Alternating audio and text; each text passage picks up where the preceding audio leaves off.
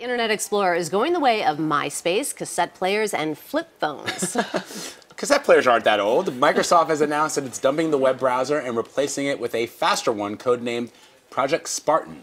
We're joined by CNET senior editor Jeff Bakalar. Jeff, explain what is replacing Microsoft Internet Explorer, which I don't haven't used in about, well, I use here. It's heavily, because we have to, right? Yeah, so Internet Explorer, let's be honest, it's been dead for almost a decade now. It hasn't really been as popular as Chrome and Firefox. So what Microsoft is doing, they're moving away from the Internet Explorer branding. So the Internet Explorer infrastructure and the sort of the guts of that are going to remain intact and sort of continue on this evolution that it's headed towards. It'll just have a different name.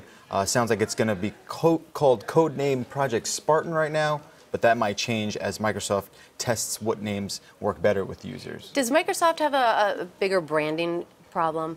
I mean, because it's really not so much the browser, as opposed to a lot of people think that Microsoft just can't put out a good browser. Right, it's definitely the browser too. Yeah. It's, don't make a mistake, it's definitely the browser too. It's not as quick. I think they have an issue with the Internet Explorer brand specifically. They've done a lot of testing, and Microsoft's brand in itself is not awful. I think them stepping away from anything with that IE logo, coloring, and the whole thing, they just really need to shelve that for good. And once they move away from that, then they'll be in better shape.